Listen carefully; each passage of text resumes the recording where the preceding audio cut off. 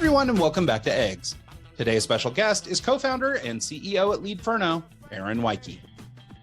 Aaron has been instrumental in building Leadferno into a world-class web-to-text messaging platform that enables businesses to close more leads more quickly. But this isn't all he's done. He's an established entrepreneur and multiple-time founder, running several companies and digital marketing agencies over the past 20 years.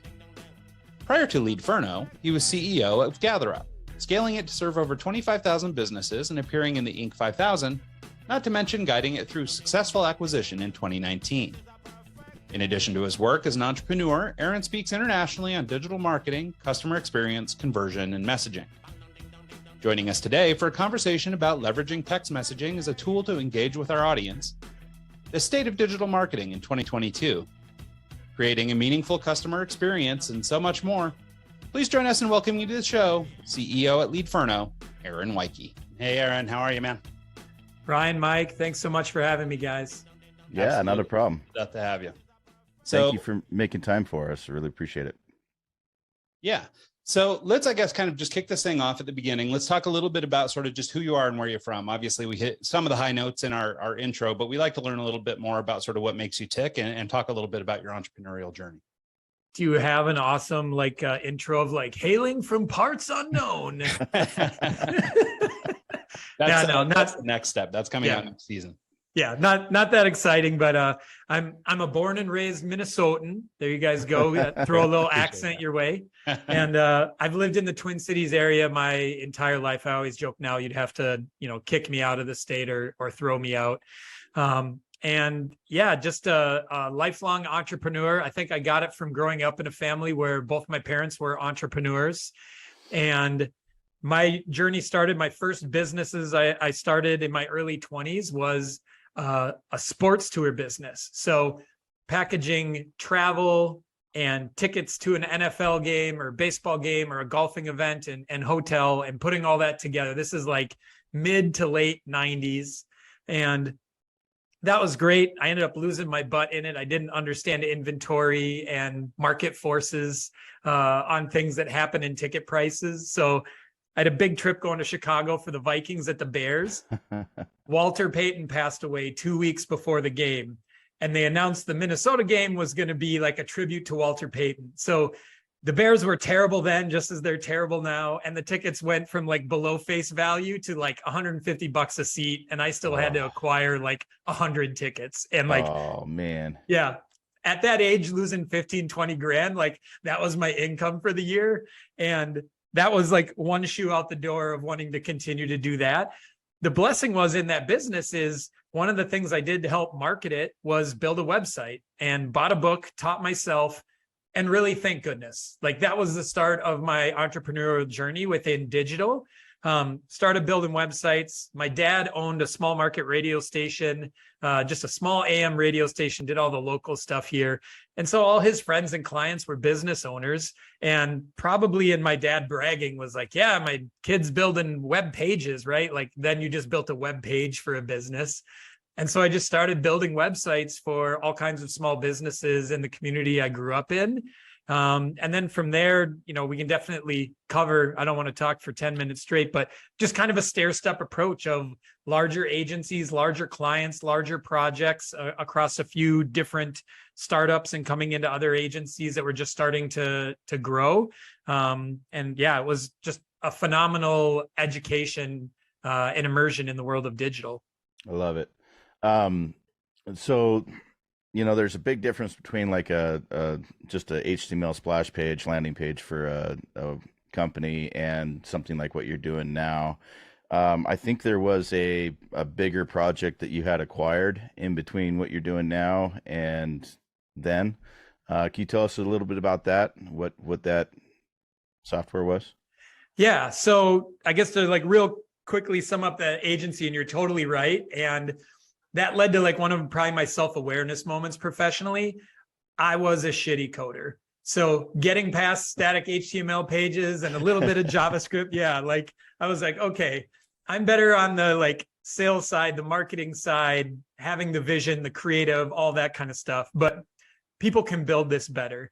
So after building on my own, I folded in with a group of guys that had started like server-side CMSs, right? We're so spoiled in the world now. You can log into the back end of everything, change content, add pages, do whatever you want. You have WordPress and so many hosted solutions and everything else. But these guys were doing this in the mid like 2000 aughts. And I was like, wow, this is incredible. And so I brought my client list into them, went to work with them just doing sales and marketing, and helped them scale to about 500 websites, everything from e-commerce to universities to banks, you name it. And then basically after being there, then I left for a larger agency in Minneapolis that was on the upswing, had a handful of people. It's a classic digital age love story.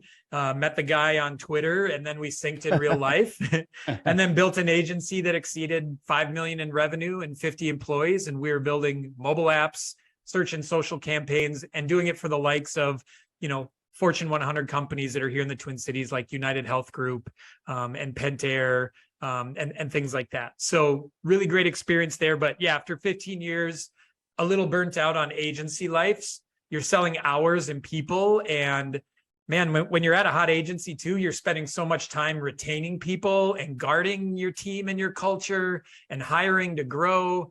And I was doing less of the work and less of the like vision and creative, and doing more of just like putting out dumpster fires and recruiting and some of the things that I just didn't love as much of the work. So that got me to your question, Mike, where I had a couple of industry friends that had started a SaaS product and had just kind of gotten it off the ground and gotten some traction. And one of them just started bending my ear, like, why don't you come to us and do sales and marketing? And yeah, I could never go back now. I could never go back to agency life. Software got me hooked. And that product was called GatherUp. It was around customer feedback and online reviews. So the whole service was really about listening to your customers to better your business. The easiest thing people understood was people leaving 5-star reviews on Google or Facebook or Yelp or TripAdvisor, any of those sites.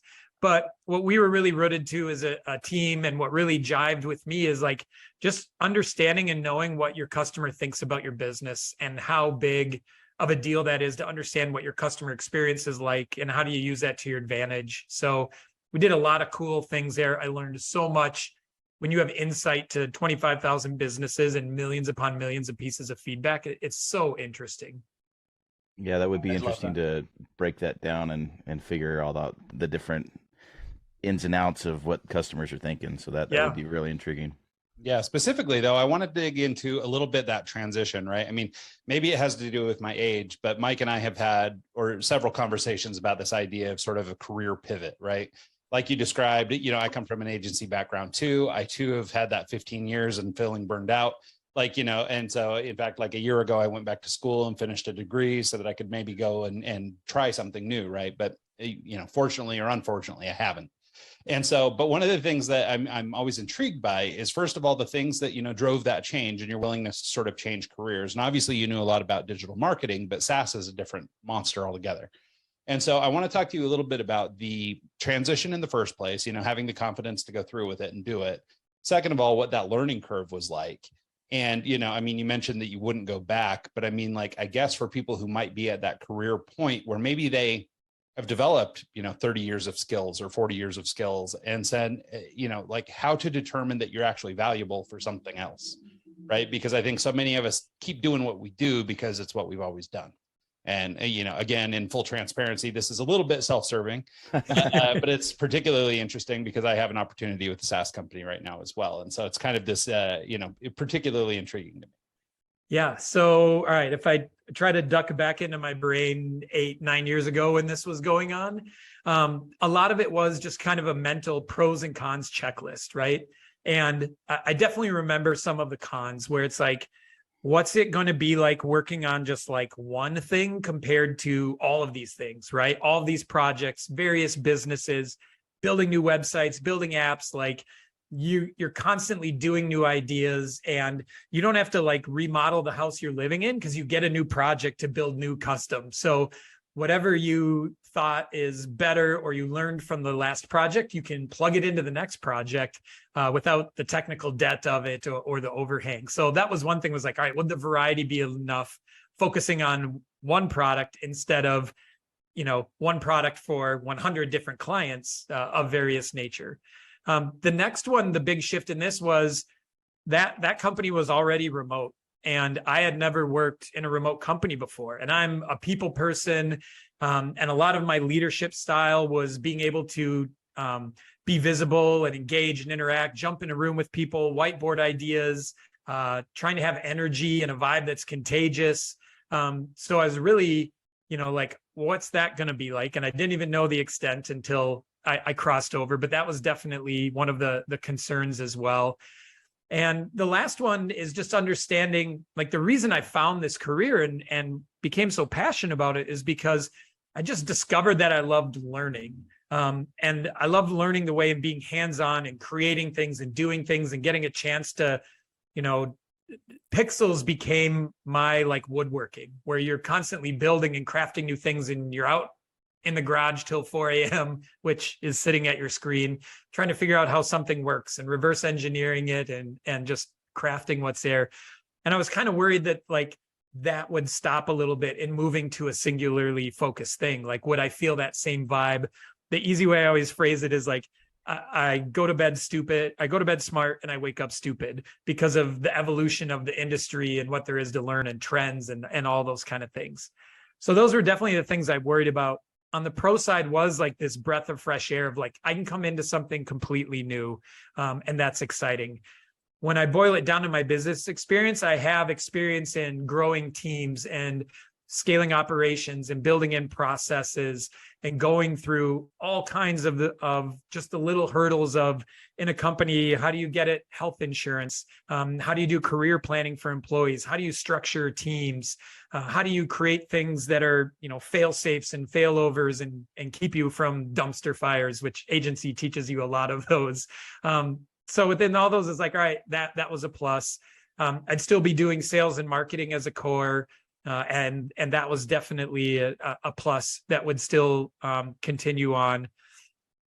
And then just knowing I'm going to still get to work with other business owners, right? We're going to have clientele that are all different walks of business. I wasn't going to a SaaS that was only focused on left-handed lawyers. That's something I definitely could never do, is like a very niche SaaS would not be to my liking. It would just, no matter how much money it made, I'd be bored if it was just one specific industry. So yeah, those were the things. And like I just got to the point where I was like, and many of my other decisions over the years too, I ultimately end up in a good gut feeling, and I don't want to regret not trying this. I can always go back to what I was doing before. I can always do something than either one of these two things differently, but I don't want to have regret. And that's usually, once I was comfortable in my gut, that's what led me to make the leap. So, tell us about that first year that you did make the leap, and because coming from agency life into a SaaS business, that's a learning curve. And I'm sure a lot of it is like, yeah, we can do this, and like the software is not even like close to being ready for something like that. Can you maybe tell us about just that first transition year? Oh, the first months were so hard. Like I had never felt like so alone in my life. Like even the pandemic didn't make me feel as alone as I felt in those first few months, going from being around 50 people and clients constantly coming in the office and going to their offices day in and day out. And all of a sudden I am just at home at a desk with a computer and a couple of set calls during the day, and trying to do a bunch of outreach to set sales meetings and do all of those things. So yeah, that was definitely hard. Coming in and understanding the cadence of their product cycle and what they were building. You also come into too, I think one thing that was really hard for me, and I didn't realize it at the time, is like, I'm hoping I'm not an oddball here. I'm hoping I'm like most leaders, where you're strong in your opinion, you have very strong convictions, you see things a certain way. And I didn't have that with the product right away, because I wasn't immersed enough in it. I didn't know customers enough. I didn't know the competitive landscape enough, right? No matter how much research, these are all things that you just have to get in and feel when you join a new organization and a new mission that's there. So I lacked some of the grounding to do some of the things that I do best, as far as like having a vision and explaining it out and creating a story and mapping out how to get there and getting everybody on board with that. So I didn't even have the right basis to be able to do the things that I'm great at for those first 3 to 6 months. So yeah, I really felt like I was swimming, and slowly I just started to like gravitate towards things I knew how to do. So let's upgrade the website and the marketing messaging. Let's upgrade some of the talking points and start to look at our positioning. Let's pour through customer feedback and start to look at what people are asking for and what they need. And doing a ton of sales calls is great for that, right? Because you hear firsthand from people who potentially might buy what they like, what they don't like, what they're using now, the problems they have with it, all those kind of things. But man, it took me a good 9 to 12 months before I really got my feet under me to make a significant impact. Yeah, it's understandable. Yeah, I think those are all great points too. And it's interesting because with this, prospect that I'm kind of looking over right now, I'm experiencing all those same things, right? I mean, I've been doing marketing and design for 20 years, right? I mean, this kind of world is my world. But now I'm being asked to look at, user experience in a software platform and in an industry that I know very little about, and some of these other things. And it's like the uncertainty or whatever you want to call it that comes with being a professional in your field, but then being knocked down a few pegs. It's like, I mean, it's humbling, for one. And I think if you approach it with this idea that you're going into this to learn something new, I think that that's a good place to start. And it sounds like that was sort of your mentality was, try and keep learning. But I will tell you, as somebody that's been like a pro and been the go-to guy for a lot of years, I definitely feel like I'm not where I need to be, on all these other things. And that insecurity is a feeling I haven't had to fight for a while. Yeah, totally. And for me, I had those same things where I was just kind of left wondering at a really basic level, like, will my heart and soul be in this, right? Because I'm very much, and I think a lot of entrepreneurs are this way, like you live what you do. It is a very big part of you. It's how you express yourself. It's what you get excited about. Like some people laugh at this, but like work is one of my biggest hobbies. Like I'm doing it on my free time. I love learning, researching, like all of those kind of things. And I just wondered like, man, I love constantly kicking out new websites and meeting new businesses and new challenges and new search marketing campaigns and all those kind of things. Like, will my heart and soul be into this software product that at first looks like it's focused on just one thing? And right, the short version of that, like once you get into that software product, it has just as many, corners and needs and areas to find yourself and fuel ideas and problems to solve and everything else as having those 100+ client projects going at one time. Yeah. And coming from an agency background too, really trains you to have sort of a different level of understanding of a product or of a client than you do of something when you're owning a product. So for example, I mean, like I need to know a certain amount of things about your business in order to design a brochure or to build a website or whatever. But I don't need to know how your software works. I don't need to, I don't care what your engineering team's up to. I don't care about any of that stuff. But when you're in a product, it's a totally different world, right? Now there's this level of depth of understanding that you kind of just can't skim over the way that and that sounds bad, but I mean, like you need a much deeper look or a more comprehensive look at a piece of software or any business that you might be working in when you're doing one business at a time. But when you're doing many, it's really easy to just kind of, get that surface level. This is what I need to execute, and that's it. Yep. Nope. You're exactly right. Where, software ultimately, a lot of us, what you're trying to unlock is like an emotional affinity to your product and what it does, how it saves them time, makes them look, brings them customers, makes them money, whatever that might be. Like you want them to feel it. And your power users, your people that are really excited about it, that evangelize for you, they're brand advocates, they refer others, everything else, you learn from them. Like those people have an emotional connection to your product. And when you're in the agency world, you're not getting that deep, right? And there's so many things that are just so much more tactical that you're executing on. Yeah, there's also a segmentation that happens too, right? So when I worked in agency before working for my own agency, I was more siloed to an art team, right? And so we're not interfacing with the clients outside of pitches, but we're not doing the sales. We're not doing the research. We're not doing any of that. Rather, we're acting on a brief that was put together for us. That changed a little bit as I started doing my own agency and running my own company, because just as a small agency, right, you wear more hats. Yep. But so anyway, so throughout this process, and then now, looking at software companies, or if you're trying to build any product really, you're now the one plowing the ground ahead of you, right? You're the one moving the snow so your business can move forward. And it's, it's a totally different mindset. So anyway, so I applaud your transition, and I'm really interested in it just for that reason. I survived it, and Ryan, if you go that path, you will too. So, you from that it was acquired, and then you started Leadferno. Can you tell us about the actual acquisition, and then tell us about, I'm sure you had like a year off where you're like, I'm good, I'm not gonna do much, and then you're like, you got the itch and you started Leadferno. So tell us about that time frame.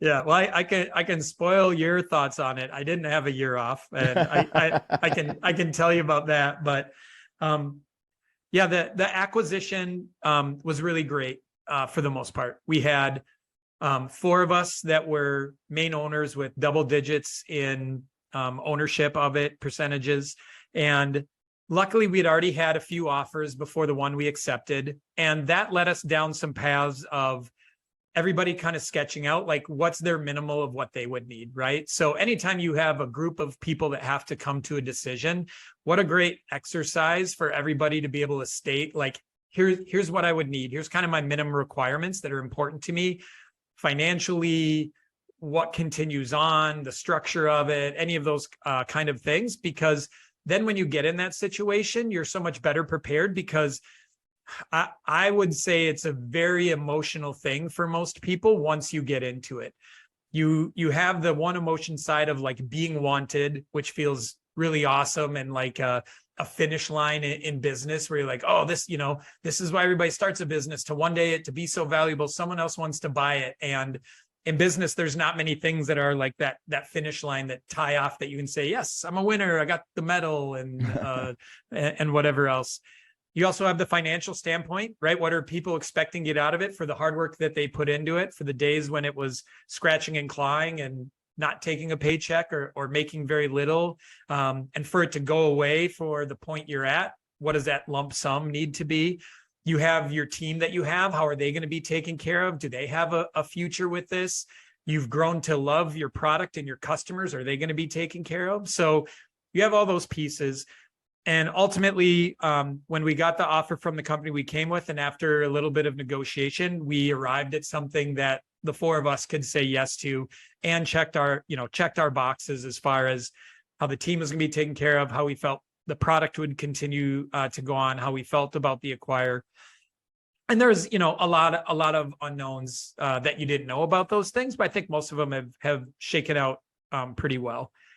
The process itself, the easy way I summarize it is like running through a dark tunnel, waiting to get hit in the face by a shovel. Like you have so much riding on it and so much pressure to deliver this, right? It was an 8-figure exit. And so there's a lot riding on it. So you are not sleeping much. You're going over every detail. You're preparing all kinds of things for, the data room, and going over all of your tech being audited and poked holes in, and having meetings through every process. All the due diligence parts are extremely hard.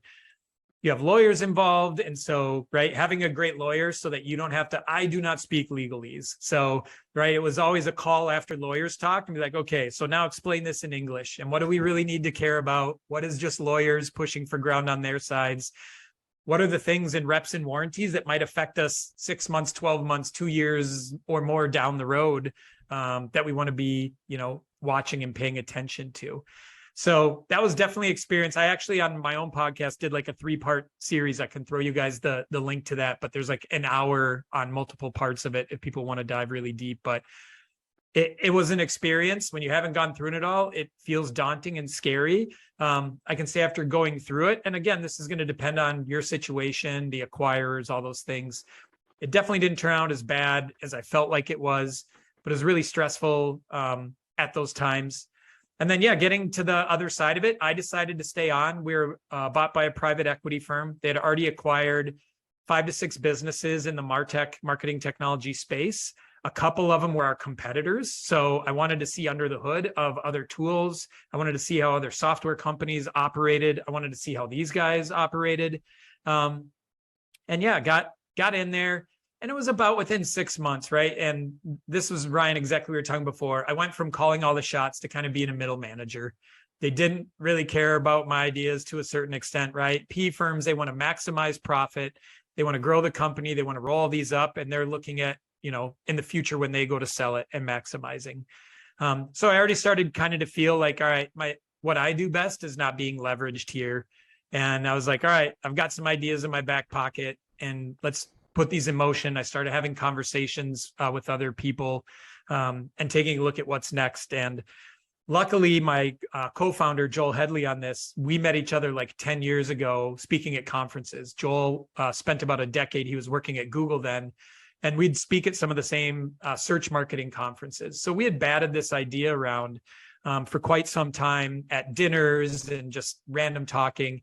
And it was really, for me, selfishly, it was a culmination of all these different points that I had like gone through. One part was building hundreds of websites and always wanting like a conversion/contact solution out of the box instead of a forms plugin and linking to an email and placing the phone number here and everything else. I just wanted to centralize all the best ways to convert and become a lead with that business to make it easy to deploy for the business.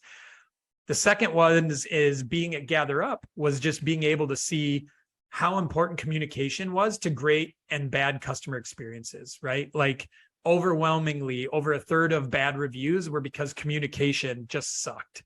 And so knowing that was something that businesses faced as a challenge, I wanted to solve that. And then the last part was just always trying to have my eye on what's next, where are things progressing, where's the trend going? And I got really lucky and jumped on reviews years before reviews became such a household thing for businesses. Like our first couple of years of GatherUp, my demo was selling people on why reviews are important. And they'd be like, I just don't think it's that important, whatever else. 3 years later, they were like, reviews are so important. We need to do something about them, right? Like the demand had already been created then. And I really feel like text is in that same place where we already had some of the transition and experiences where we're using texting in business areas and not just personally. The pandemic only fast forwarded it. So all of those things kind of mesh together in what we created and are doing with Leadferno. Yeah, let's talk about that a little bit more. So I think, and I don't know if every business philosophically agrees with me, because I think some of them are actually trying to be a little manipulative, but I think generally speaking, our marketing is designed to try and build closer relationships with people, right? And I think so what you said, or what you realized in looking at reviews, lack of communication is a big problem in a relationship, whether it's with your spouse, your friends, your whomever, or the business you're trying to do work with. Yep. And so, so obviously that's a critical component. So can we talk about how text factors into that? I mean, obviously I look at my kids. I have a 15-year-old he's 16 tomorrow, I guess. And he, is texting all day. They're constantly missing context. They're constantly misinterpreting one another. They're constantly getting into fights over things. And, and then like I'm a super lame texter, a couple words at a time or whatever, so also very ineffective as it pertains to text. I am. But I will say, I was going to say emojis and GIFs I'm great at. Yeah, anything else? Yeah. I feel like you can communicate a ton with those. But then there's another thing that I'll sort of cop to, which is that in most companies that I work with, for example, different vendors that I use or platforms or whatever, like if I need help, I use those chat bots, I use their text systems, I use all that stuff like it's going out of style, because I want that instant gratification of having a communication with, hopefully a person, if I can figure out how to get by their bot. And so I wondered if you would just talk a little bit about sort of what you guys have been covered at Leadferno in terms of text messaging or your version of text messaging as a tool to sort of build relationships. Yeah. All right, Ryan, you touched on a bunch of awesome things, and I'll try to peel back some of the layers to all the areas that you just mentioned. First and foremost, the biggest thing that we're after is conversion. And conversion, right, for those that don't understand it, is turning someone who's visiting your website to actually being a known lead, right? We playfully coin it lurkers to leads.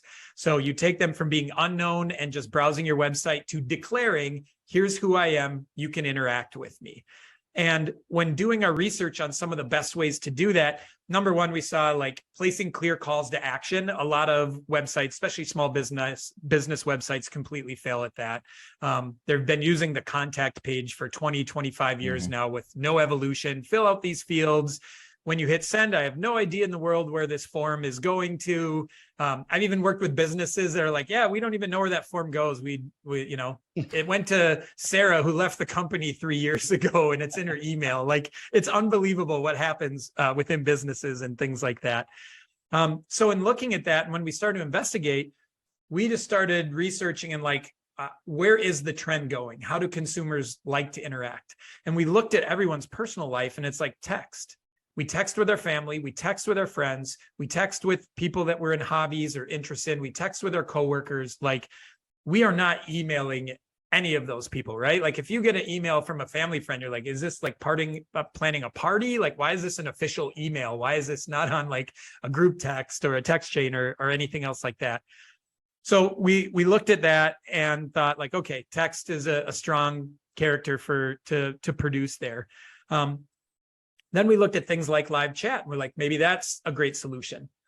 Well, the problem with live chat is, one, you're tied to it, right? You open that chat window on your screen and now you're not going anywhere. You can't start a chat and go to a meeting, run to the store, go to lunch, go pick up your kids, anything else, and have that chat go on. And we've all had these chat experiences where we start it, we get a message that the agent is coming, just wait. We jump into another tab to do something. The agent came and went while we were focused on something else, and now we have to get back in the queue again. We click the live chat button at 10 at night and, oh, sorry, agents aren't available. Give us your email and we will crappily communicate an email to you instead of helping you right here now.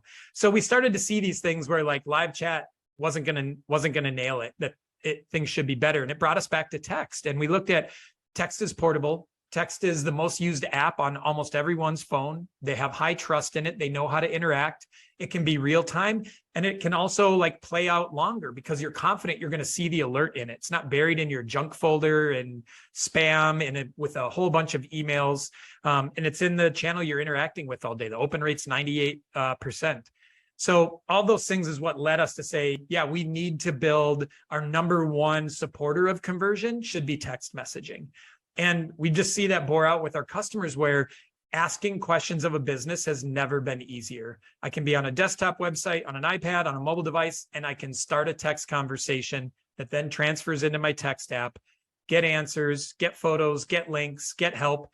As you said, be connected to a real expert, right? Like, we have a couple of small automation features, but ultimately we want to connect that prospect or customer with the right person on your team that can help them. And that's what customers really want. Like, I don't know about you guys. I've yet to have a bot experience where I'm like, man, that was slick and easy. I'm mostly like, that was glorified navigation. You're just trying to forward me to a web page that has half-assed content, doesn't really answer my question. And that's why I ended up in this chat to begin with, because I couldn't find my answer. So just looking at those things and combining those things led us down the road of text. It's personal, it's known, it's trusted. It's fast and efficient. It's how we want to communicate. It's the lowest barrier to entry to starting a conversation. And all those things just play out so well for businesses. Yeah, no, those are really great points. I love that. One of my questions I was going to be like, so I'm going to be the devil's advocate here and say, why can't I just use my phone? And you just answered all that for me right there. So yeah. Well, and the other thing to consider there is security, right? So I talk all the time, especially like home service and things like that. Like, and in today's market, salespeople are hard to find, and sales always has a lot of turnover. And so if they're trying to be progressive and connect with customers and they're using their own phone, their own message app, their own number, if they don't work out or they leave, the contacts might be gone. They're definitely not syncing their app with the CRM and capturing everything. The conversations are gone. Like, you have no idea. Where when you use a business messaging app like Leadferno, you can sync it to your CRM. We don't allow you to delete contacts or messages. So all that information is always there. And so as you start new salespeople and new salespeople, service people, whatever it might be, you retain all of your information. You're able to turn off their access on their app instead of Wild West, and your data and customer info is leaking everywhere. You know, that's I didn't even think about that. Just the secure factor of it and the ability for someone to review what a salesperson's actually saying versus, like, you know, they could get a little too casual in a conversation and actually ruin a relationship. So that's really critical. I also like the fact that it's not outbound, it's inbound. So if they're coming to your website and they're, somewhat interested and they start the conversation. It's more, instead of, a cold text that I always reply nastily to, it's them coming to you. So, yeah, I like what this is. It's a really unique approach. It's like a modern take on the old, having to call their 800 number and wait and hold and all that stuff, right? I mean, I can speak to a couple examples of having used I don't know what platform they use, but like Delta, Apple, American Express, they all use a system like this. And my experience, like with Delta, for example, is incredible. Like this, you basically are connected with a person. If you try their phone number, like you have to leave a number and they'll call you back in 3 days or whatever, right? I mean, it's like you're not going to get any kind of a response very quickly. But these text systems, they are Johnny on the spot, and they're walking you through these things. And I remember going through a situation where we were trying to buy a plane ticket, and we wanted to use, I had one of these buy one get one kind of things. And so we were trying to use it, but the date I needed was blocked out. So they put me in touch with an agent using their text app. And I was texting back and forth natively through a branded experience in my messaging app. Yep. And was able to go back and forth with this agent and resolve the situation and get the flight booked and all that stuff. It was just, it couldn't have been more slick. And, you would never get that experience through a bot or through, some other platform where you're not having a real life conversation with a real person who can contextually see what you're trying to say, Yeah. And then just the integration, being able to access their systems. And like in the case of Delta, being able to book a flight and do all these things, through that text chat is, I don't know, it's pretty incredible stuff. Yeah. And that's the beauty of it, is there is a complete win-win here for both sides, right? You just spoke to all the things for yourself as a consumer where you're in control of it. The conversation's mobile. You can take it wherever you need to. You have a direct connection to someone that's helping you out. Like, these are all the reasons that as a consumer, it's like, yeah, this is a channel I want to communicate through. Mike, to your point on the inbound side, it's like, when you give the consumer the power of choice, right? Like our widget, we place a couple of buttons on the screen. One, usually we tell people include that you text on there. So it'll be like, let us help you, text us, get a free estimate, text us, things like that. And then when they open it, then we can offer other choices. So it can say, text us. It can say, book appointment. You can link to your Calendly scheduling tool, whatever that might be. It could be sign up for a newsletter, buy a gift card. We allow you multiple points, like link to whatever your top 3 or 4 conversions are. Could be click to call if you're somebody that still likes phone calls. You have those options. So having options and being in control is like a very high level conversion thing to foster more conversations to happen. And then when they choose text on the business side, you get all these efficiencies as well. Instead of being locked into one phone call with a customer, you can handle on the average of 6 to 10 text conversations in that same time. So you're helping more customers instead of all of a sudden, and we've all had this, you get on a phone call for 5, 10, 15 minutes with one customer and one problem, and you can't put your time into anyone else or nudge someone else the next step along or help them with one small thing that they were only a 30-second problem, but they still had to wait forever to get their help or to get their answer. And then you build in some of the automation and some of the features that are in a business text messaging platform, like auto replies. So the minute they send a new lead come in or their first question comes in, you reply, you say hi, introduce the brand, and let them know when to expect a reply to you. So they already know, like, I've made contact. This didn't go out into the oblivion. I have an expectation. They're going to get back to me, and I already trust that. And then we have some called shortcuts, which allows you to save replies, questions, answers, links. So things that you're commonly asking prospects, things that you're commonly answering, processes you have well documented somewhere on your website or somewhere else. You have in 2 taps, you're sending that info instead of typing tons of characters. So, and then you can also transfer full conversations. So I'm having a conversation with Ryan. He's helped me out on something. He's like, you know what? Mike on our team's a better fit for what you've told me to help you. I'm going to transfer you to him. And now you send it over to Mike, and Mike, within that same number, the number doesn't change. He takes over the conversation. He can see all the past history, and he can jump in and then help that customer. So those are just a few of the efficiencies on the business that save them time, get people connected who can really help them and convert them into being a customer or turning a bad situation better if they're doing customer service, and that's why I'm so passionate about it. Like, I love things that are just win-win. It's not just a win for the business, it's a win for the customer as well. So I don't even On my website, if you were trying to book me right now, you'd see it. I don't have a phone number. I don't have anything. The only thing I have is a button that says booking. They click it. It's a Google form, and it starts an email thread. Like I don't have the ability for people to call me because I want to be able to go back and look over what we've discussed and then have proof of what we discussed and be able to do that. So the fact that you have that conversation and you can transfer it to someone else is priceless. Because it's just me, but if you have a company with 5,000 people and all that going on, that could get real murky. Hey, Mike talked to him. Can you call him to see what they discussed and see, but he thought he said this and he thought he said that. It just gets really convoluted. So just being able to have that is amazing. Yeah.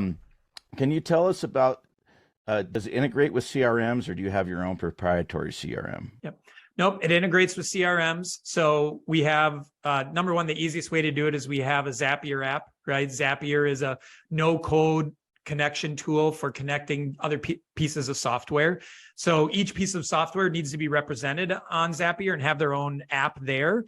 I don't know. I guess everybody probably does shameless plugs for like Zapier and whatever else, but it's the easiest way to connect Leadferno with HubSpot or Salesforce or MailChimp, any of those other pieces of software, and automate when a new contact is created in Leadferno, then create that contact in my CRM. When a new contact's created in Leadferno, create that contact in MailChimp so we can add them to our email marketing. You're able to do those kind of things. Zapier has over 5,000 pieces of software. It's the most known and long-standing that's out there. And then we also have an API for people who need to do custom things, have a dev team, and want to get in to those elements as well. But yeah, for most businesses, you want that data and that information to flow around and be present with what's out there. And Mike, to your comments, like, one, man, I smell a new customer coming on because now they can text you and ask you questions. And then the beauty when you have other things like your online booking form, say go back again, right? So our auto replies, we have two different types. We have a during availability hours and an after hours. You set the hours per day, what you want that to be. So if they text you during your business hours, it might be like, hey, thanks for getting a hold of DJ Mike. I'll answer you in probably 60 minutes or whatever you want to put in there. Look forward to talking to you. If they, are sending a text to you at 3 a.m. when you finally just got all your equipment torn down at wherever you're DJing that night and whatever else, and you don't want to answer that text, they get the after hours reply. And it's like, hey, we're not available right now because it's after hours, or I might even be doing a gig, but I'll get back to you starting. We automatically pull the next time you're available in, starting at 10 a.m. tomorrow. In the meantime, if you're looking to book, click this link. And then the system will automatically put the booking right in front of them or a next step right in front of them. I see other people say if they're in like home services, like, hey, tell us more about your project or give us photos if it's something that needs repaired. So then when they come in the office at 8 a.m. the next day, they've already answered a couple questions. They've sent photos. They just have a lot more context on that lead. So there's so many smart things that you can do that the system will do for you in efficiency and help nurture that lead along, give you more info, and represent you when you're not there without being a bot that ends up making them disinterested. Right. Yeah. Are there other like automations? Like, so for example, if, I was to implement a tool like this, but maybe I wanted to do a little lead capture, data capture at the beginning of our conversation, hey, what's your first and last name? What's your email? Are there some of those things? I mean, you see those in bots, but I wonder like if in this texting methodology, are there automations like that? You mentioned one where, it can look at some, your calendar and offer up a time, or it can point you to a booking link. But like, what about at the beginning of the conversation? Is there anything like that? Yeah, so there's a few elements. One, we don't at this time, it is something we're discussing, having like a series of 3 to 4 like lead nurturing questions that automatically fire off to a new prospect that comes in. How that looks right now, right? They're on the website, they click, they want to text you, and they get just a 3-line form of what's your name, what's your phone number, and what's your message or question. So we're automatically capturing name for them. Number is automatically part of it because we need to text them at that number. And then they're giving you that initial info of what's there. once they fill that out, and that you want to do it that way, because if they're on a desktop, an iPad, something that's not connected to texting, they still can start that text message from there instead of, if it's just a linked phone number. You'll see a lot of business, say call or text us, and they have the number. Well, if you're on a PC and you go to click that and you don't have any messaging service tied to it, you can't actually send a text from that desktop. And that might be 30, 40, 50% of your users are coming from desktop browsers. So that's why you want to do it where you have this short capture form. You get their name. Then once that submits, we immediately return in that same lead box that captured the info, like, here's the number we're going to text you back from. And we put in a call to action, a big button that says add us to your contacts. So especially those people on your phone, now we can add them to your phone. It's a V card that instantly puts them in your contacts in one tap. And now your logo's in there, your text number, your landline, which you can text from your landline as well in a lot of situations, your business address, all the things that we know out of your account. Now you're a known contact in their phone, which is awesome in this day of spam calls, robocalls.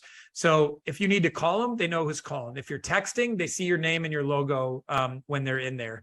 And so that's just a small thing to establish more trust and connection. And when you think further down the line, somebody says like, hey, who'd you use to paint your house? Or who was the DJ at your wedding? They're like, oh, is this guy? He's in my contacts. I will text you his contact. And now they're sending the contact file instead of trying to dig it up, telling you to Google it, everything else. So small thing, but like a lot of key benefits.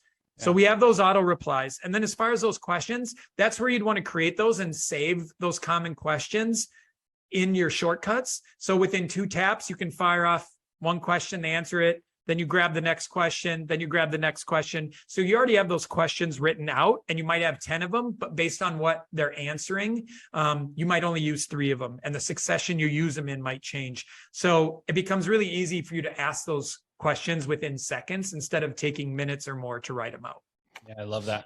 Well, and it's funny because as soon as you started talking about it, and I'm sitting here going over a question in my head, this whole, that bot approach, right? Try and collect your email, try and collect your number. Like anybody who has any kind of internet savvy knows what they're doing, right? I mean, Yep. they're basically grabbing your stuff so they can market to you. Yep. But it actually made me go, well, God, maybe that's a little bit thirsty, right? Like, I mean, if I'm not asking for that stuff, like, I mean, like I'm the cool guy, I'm casual, like, let's just have a conversation, right? And from like a relationship development standpoint, it sounds like, before I really get anything from you, like I'm giving you something first, right? We're connecting because you have a problem and I'm here to help you, right? So it's like the connection or the relationship is starting off in a good place, right? You're offering something in exchange for, to solve a problem they've got, or a question they have, or a concern they've got, or whatever reason they're reaching out to you. Yep. And we'll see consumers too in their first message, they will write sometimes, depending upon the business type and what they're looking to do, they might write 2, 3, 4 sentences, and almost all of the key information you need is already in their first reach out. So if you ended up replying to them with like, what can we help you with today? They're already thinking, I just told you exactly, right? I told you I need a mover to move from this address to this address on this date. And here's the square footage and how much stuff I have. And you just asked me where I'm moving from. Like I just told, like, so inauthentic, that would make you not trust it. So, even though we look for areas to make things more efficient, the last thing that we want to do is like degrade trust or make it feel automated, or that you're not getting an expert to help you with those things. And the best move by far is like have your bullets on tap, right? Have things already ready to go and ready to fire in just quick fashion when you can get to it. And when you're prepared that way, then it's really easy, and you're able to like interact super easily with the customer and make them feel like they're being taken care of.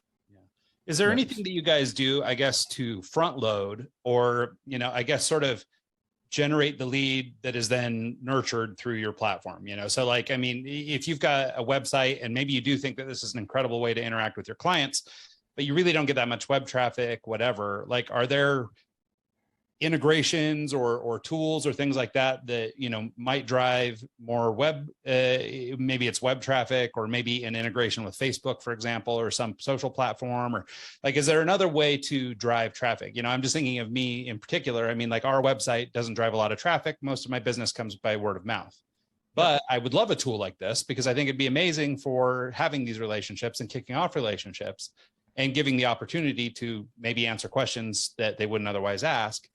But I don't have probably enough web traffic to justify it, right? So, Yeah. I mean, is there anything that you guys do to sort of, I guess, jumpstart that or make it more effective? Or does that mean I need to go solve other problems first before I engage with Leadferno?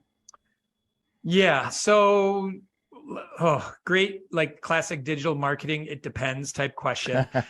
There isn't anything that we're doing that is directly like influencing SEO, posting for you on social media, things like that. So there does need to be, right? If you're only getting 2 visitors to your site a day, there's a lot of pressure on us to convert one of those 2 users or both of those 2 users that are there. So we do like to see that some of the other aspects are in shape. That said, exactly what you're referring to, we do integrate with Facebook Messenger. So you can read and reply to all your Facebook Messenger messages out of our tool, use all of our features, auto replies, saved messages, all of that. We integrate, Google has a chat as well called Google Business Messages. That's a chat icon that appears in your Google Business profile when you do like a brand search through the local searches and things like that as well. So we integrate, and all of our features can be used through that. And we'll continue to keep an eye on these. WhatsApp will probably be in our future, just especially for international clients and things like that. So you definitely have those opportunities there channel-wise. In the real world, this offers a lot of great things. That's why we see so many when you have a vehicle like home services, right? And we're doing texting through their landline, call or text us at, and they're putting their number out there. Billboards, yard signs, brochures, any of those normal ways that you're going to put out there. Think of like you go stay at a hotel, you'll see a QR code in the elevator that says, hey, if you need anything, scan this code and you can text with us, right? It's just easier to pull up your camera and scan that than to type in a number from it. So there are a lot of other entry methods besides just the website, even though that's one of our main focuses. It's just wherever you want to put it out there. Now, I would say the smart marketer also utilizes this to get them somewhere too. So say that you stink at SEO and you don't have links and things like that. Well, maybe locally, the local newspaper might do an article about you because now you're offering texting and it's progressive and you're really dedicated to customer service. Say an industry publication might do the same because you're talking about how you're dedicated to customer service. Here's your process. You offer texting, things like that. So I'm always of the ilk, because I've always been a marketer. I always look at like, what are the other spins? What's the other juice that I can get out of this besides just using it? Can I speak at conferences about it? There's always ways to take something that you're doing, tell that story, and use it to your betterment in some angle or some area of the business. But we definitely don't. I would love if we had some, secret weapon that obviously delivered something onto the website to boost traffic. But that's a nut I don't know if we'll ever get to cracking. But we definitely know both Joel and I's backgrounds are SEO and digital marketing and building websites. So we give our customers a lot of free tips. We definitely write about things on that, and we can definitely point them towards resources to help with those things. But installing our widget by itself isn't going to do that. Right. So to that extent, is there a sweet spot, like how much traffic we should get, like to make it worth it? Because like, I mean, not to say that the application itself isn't worth it, right? But there's a charge for this, like there is with every other vendor relationship you might have. And so, I mean, is there sort of a sweet spot of traffic where it makes the most sense to start this? I mean, obviously, if you only have 2 or 3 people coming to your website, like you probably don't have a lot of customer service requests anyway. So it's probably not that big a deal. So I don't know if there really is a good answer to like what a sweet spot would be. But I mean, I guess who's your target client, or who might be the most ideal business to sign up for something like this? Yeah. So Ryan, it pains me to tell you, like that answer probably exists. I haven't gone through the data deep enough to be able to convey that yet. Right. We're in it hurts me, but probably a week spent going through that the right way. And I would have that. And someday I will. Just bigger fish to fry for us right now as we just continue to build and grow and onboard a lot of clients. So that's taken precedence, because I totally think that's there. And we track all those things. Internally, we report, here's how many times your buttons were impressioned on the screen. Here's how many times they were opened. Here's how many times they took an action. Here's the amount of completed text. So we track that funnel for them. So it is just really going through it, but then getting into business type, right? We see variations in the business types and things like that as well. So eventually I'll have. I think you could probably safely say anybody with sort of customer service needs, right? Or like if you're currently relying on a contact form or something like that, it's certainly a good way to try something. The high level answer I give people is, if answering questions might make you hundreds or thousands of dollars, you should at least test this. Like that's the easiest way to put it. And it's amazing what you see. And I can't wait until like I have time to dig into these, or we just hire an analyst to dig into them. But there's a ton of businesses, and think about this. We all might be the same as consumers. We have a lot of information. We have a lot of availability for self-education. We all vary differently on that scale. When we have a need, we're looking for something with what we're going to do. Some things I'll watch 3 YouTube videos, look at 5 websites, and then reach out to somebody. Someone else, I'll just do a search and I'm going to reach out to the first one, right? It might depend on how much money I'm spending. Am I interested? Do I even understand it? Do I want to deal with it or not? But once we get to that website, more often than not these days, I really think people are just left with 1 or 2 questions they need to get answered to take a next step forward, right? It's just like, my trust is pretty high, but if you can just tell me this, or please tell me you've dealt with this, what seems to be an oddball situation for me, or you have any specialty in this. If you can answer this, then I'm going to go with you. And so when you make it incredibly easy for them to ask just that one question, and you're the one that you're marketing, hey, you can just ask this one question over text. You're not going to have to leave a voicemail, and then we have to call you back, or we trade voicemails, all these nightmare scenarios we've done with businesses that like we literally have a moment we're like, I don't want to do that. And you can say, oh, cool, I do want to do that. I do want to text you one question. And if it's the answer I need, then I'm going to work with you. So I just think that's such an important scenario for businesses to consider. To me, one of my biggest holy grails in business is, how easy are you to work with, right? Yeah. How easy are you to work with? And when you nail that, you get customers. Those customers love working with you. They tell other people, they write great reviews. Like, that's how you impact a business and you create more work in the front end, is by just delivering that great experience. So I would say those are definitely the things to think about there. And again, we have a 2-week free trial. So like, go test it. There's other business messaging tools, like test them. The last thing you want to say is like, I just don't think it would work. Or when I hear people like, well, our customers, they really haven't asked to text us. And I'm like, okay, like that's putting all the work on them to tell you this is a big enough pain that I need to text you. Like, they're all texting. Don't tell me that. Like, you're not hearing about this because you're not meeting them anywhere with it. Right. Well, unless you're selling hearing aids. No, that's even better. Then it's all written down communication. That's exactly what you need, right? Yeah, well, it's funny because the point that you hit just a second ago about, they might just have 1 or 2 more questions about you, or being able to have this communication. I'm thinking in my own experience, a lot of the business that we do comes by word of mouth. And a big part of that is we have a friendly conversation, we visit, we crack a joke, we do whatever, right? And an opportunity like this, I mean, even though I suppose there's always the danger of some context being lost, like, somebody who can communicate pretty well via text, you could kind of let out some of that personality and show how easy you are to work with. And so I think that that's an awesome characteristic of this type of approach that it just occurred to me. So, go ahead.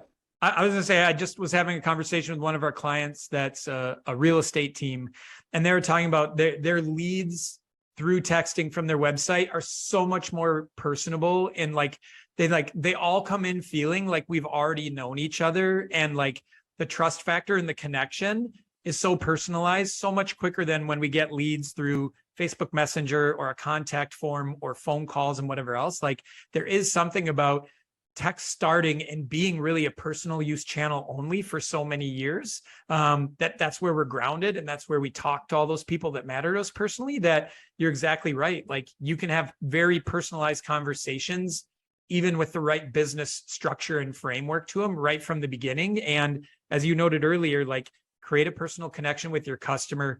And that's something I've written about recently, especially if we're looking towards a downturn in the economy, things stalled out for a while, whatever that might be. Like, there's nothing you should value more than having a connection with your customer. Like, that's what's going to keep you in front of them, keep them using you, everything else, even during a downturn. So I was wondering what kind of, like, as a user of your platform, is it an app that's on my phone? Is it all web-based? Am I using my actual texting platform on my phone? Tell me about how, like, when I first sign up, how does it work? Yep. When you first sign up, you're automatically creating your account on the web browser. You want to sign up through a desktop, web browser, laptop. Creating the account takes like 10 minutes and you instantly have access to the tool right there on your desktop. Then you get prompted to download the mobile app. So you have mobile apps for iOS and Android and the desktop app. You can use them in combination, use them however you want. Power users love being able to have a full keyboard and using their desktop. Business owners that are, on the go, never at their desk except for nights, anything else, it's on their phone. They can read and reply. All of the settings are contained in the desktop app just because they're more intensive. We really focus the mobile app on reading and replying, the saved replies, all those kind of things, all being there so that it just keeps it lightweight and focused on interacting with your customer. But work how you work best in front of, any of those devices, tablet, computer, phone. So, and it's really, the interface and all of that is very similar to your texting app or any messaging that you've used. So one of the big upsides we see, and if we get back to live chat, businesses will put in live chat, and because of it's a little different interface, you're turning it on and off when you're available. Businesses will train 1 or 2 people. These are the ones that can do live chat. So now even if you have a team of 15, 20, 50, only 1 or 2 have the golden key to live chat. And so it's not as available as much. There's only 2 people to pass it around, 2 people with knowledge of it. And that just leads to not a good internal operations side. Where with texting, we get all the time where people are like, yeah, everybody on our team has this. They all know how to text. They're all comfortable with it. They learned how to use the couple extra business features that you have within minutes. And so now we can spread conversations around. We can transfer conversations to text in the field or whatever else is going on. So now instead of just 2 people getting special training and can handle the pressure of instant replies and being available and all those things, you have 10, 20 or more people available to help your customers using text. I like that. One last question, and I know this is kind of not what the software is developed for, but say, for example, I have a pizza shop or something. I have a special and I want to send out a mass text. Is that a functionality that's available, or is that not? I would understand why you wouldn't want to make that available, but could I, as someone who had a shop like that, send out a spammy text? Yeah. So there's a lot of those solutions out there. Right now, it's not one of our features. This is an interesting one that we will probably have a lot of internal debate on before we make a hard decision. Maybe we never make a hard decision and we just constantly never do it, but are kind of considering it. So here's the things that I look at with it. One, I've been around long enough to see what every marketer does with a tool or a channel. They ruin it. Mm-hmm. So I'm very wary of that and how things get exploited. 2, in just being a consumer myself, there's only one text channel I have right now that I have a text marketing or a text blast subscription to that I actually care about. And it's called winetext.com. They send out a daily wine deal and you just reply. You already store all your payment info. So it's a text to buy. So when they send out the wine deal of the day, you just reply with how many bottles you want. So I don't have to do a checkout. I don't have to do anything else. So once a month or so, I'll order 6 bottles of wine that's at a 50 or an 80% discount. Really awesome. Gary Vaynerchuk is who runs it, who's obviously a marketing genius. So free plug for Gary and winetext.com. But other than that, I've signed up for a ton of deals to get the discount, to get the promo code, and then the offers are so bad or it's invaluable. I don't care about the product that much, and I'm not going to buy it. And so for especially small businesses, they're more than likely not delivering enough value when they're going to text people for that person to care about. They're just going to turn and burn those people. So you just got yourself access to their phone, to their number one device where their whole life is.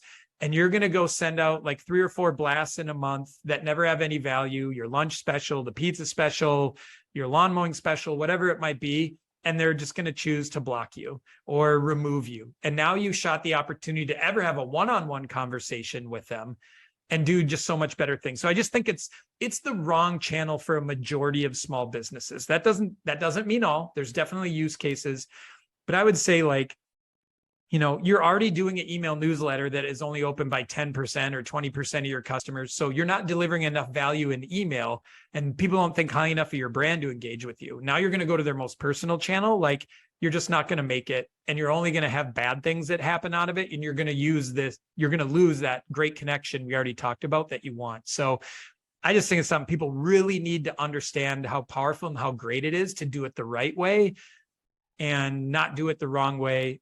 If you've proven out other things and you have that connection, you're like a central brand to them and you can deliver on that, then yeah, do text marketing and figure that out. But for most businesses, it's not going to be the right fit. Yeah, when I asked the question, I knew that was going to be the answer, because it's not what your platform's built on, and Yep. that's kind of why I brought it up. Yep. But in regards to that, last night I just I went to go get an insurance quote on a website. I went Yep. through all the steps, I filled out everything, and then the quote came back, and it was 3 times higher than what it was going to be because of servicing fees and all this other stuff. And so I didn't actually get it, and I woke up this morning with 4 missed emails in my inbox of people the same guy reaching out, trying to sell me that insurance.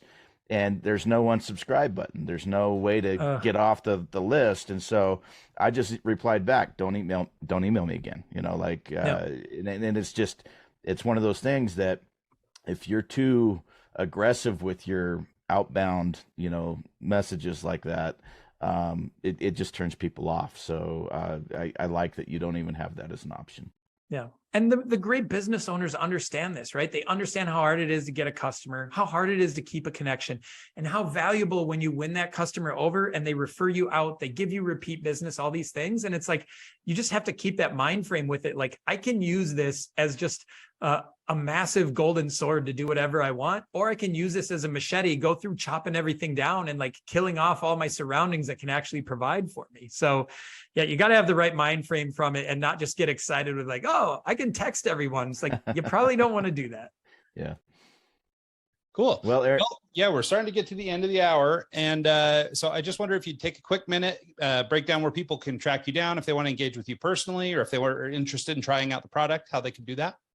Yeah, personally, I'm a Twitteraholic, so at Aaron Wyke on Twitter, or if it's easier for you in spelling, my last name isn't easy, at Leadferno, and then you'll easily see that I've retweeted, or Leadferno's retweeted things that I've shared, so that's an easier connection via at Leadferno.